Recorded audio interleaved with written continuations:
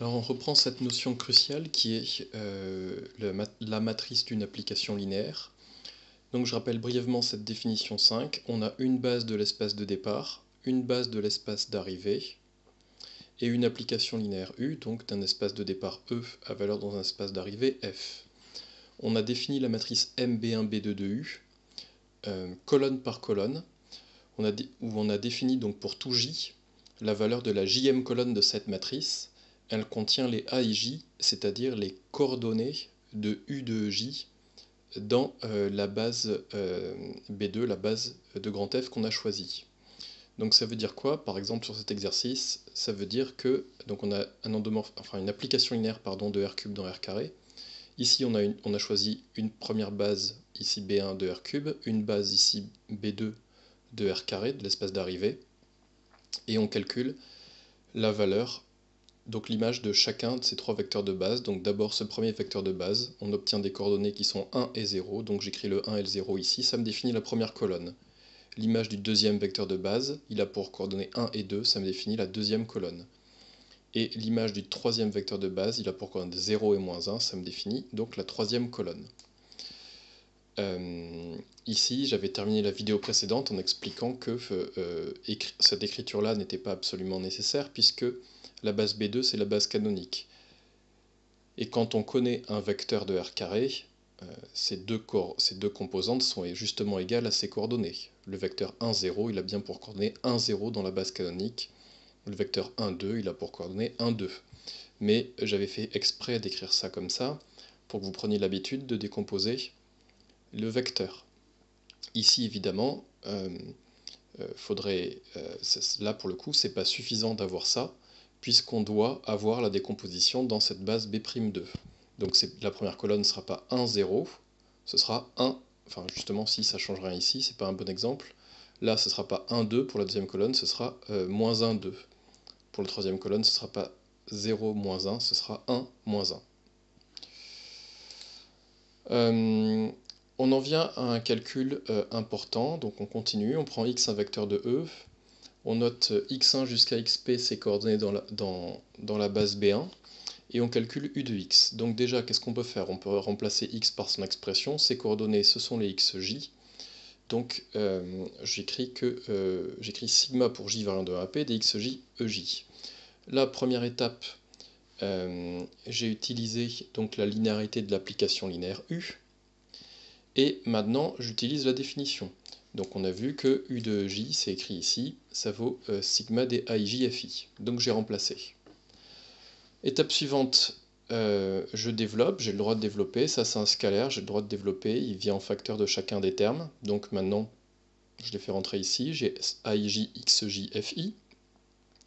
Ici, j'ai deux sommes avec des variables I et J qui sont indépendantes, il n'y a pas de relation qui relie I et J.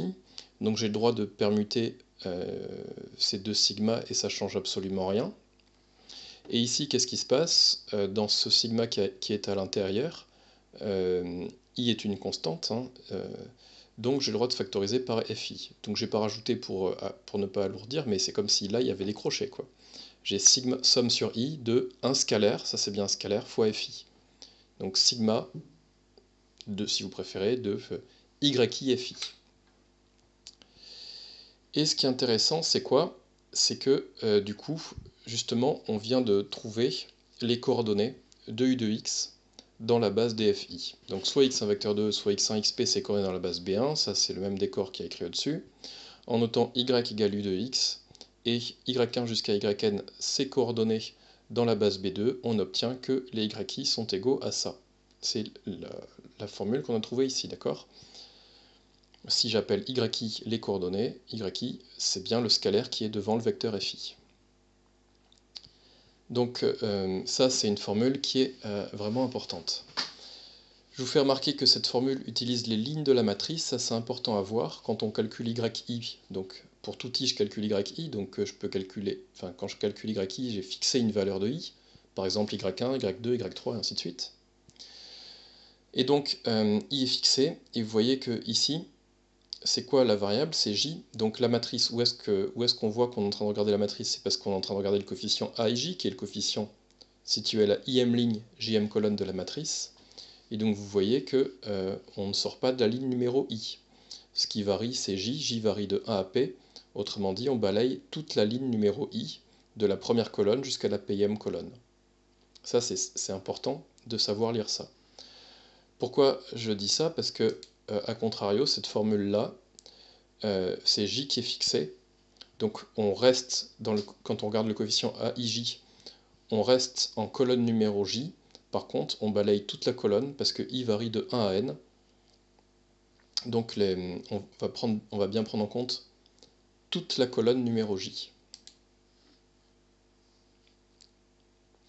Exercice 4, on reprend les deux exercices de la page précédente et on va vouloir appliquer cette formule pour calculer u de x, où x c'est le vecteur 3, 4, 5. Donc d'abord on vous demande de déterminer les coordonnées de u de x dans la base B2. Donc ce qu'on va faire, x évidemment ici, si c'est le vecteur 3, 4, 5, ça veut dire qu'on connaît ses coordonnées dans la base canonique, qu'on avait appelée B1 dans l'exercice d'avant. Encore une fois, le vecteur 3, 4, 5, ses coordonnées dans la base canonique sont 3, 4, 5.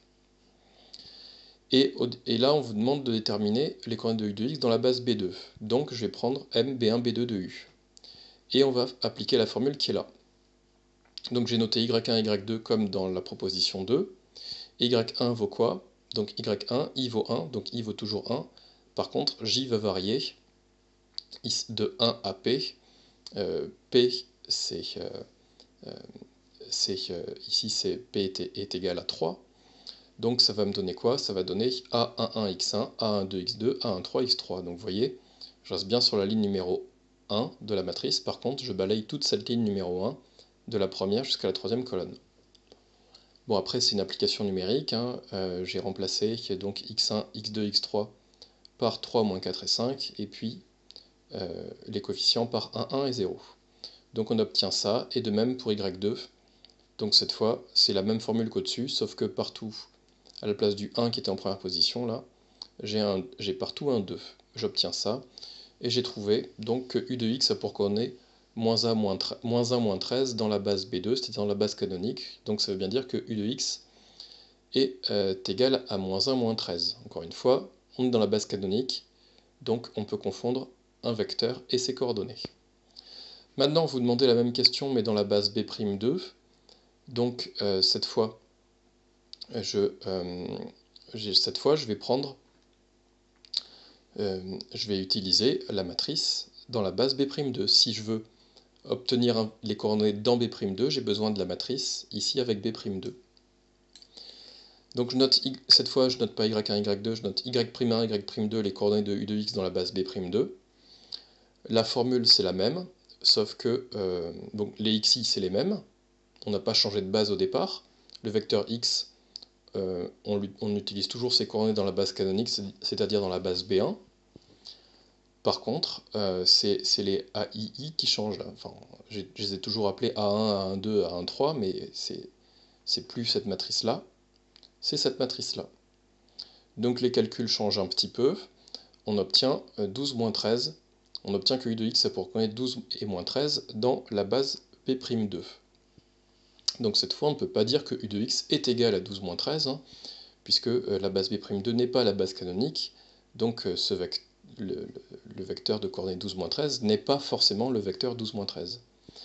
Et question 3, je vous demandais de vérifier la cohérence des deux résultats obtenus. Donc qu'est-ce qu'il faut vérifier? Il faut vérifier que le vecteur qu'on a obtenu à la question 2, c'est bien le même que le vecteur qu'on a obtenu à la question 1.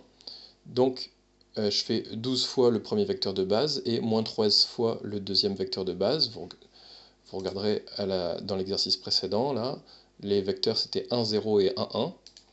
Donc là, j'ai bien pris le vecteur 1, 0 et 1, 1. Vous faites les calculs. 12 moins 13, 0 moins 13, ça fait bien moins 1 moins 13. Donc on retrouve bien le même vecteur qu'à la question 1.